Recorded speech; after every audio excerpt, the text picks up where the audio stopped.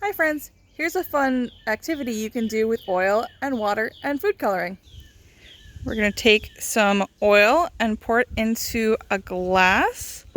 It's a wine glass.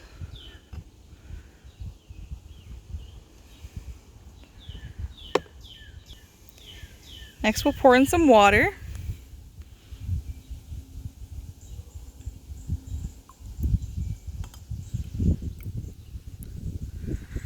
See, I poured the water in second, but it goes to the bottom of the glass because oil floats on water. Now we'll add some food coloring.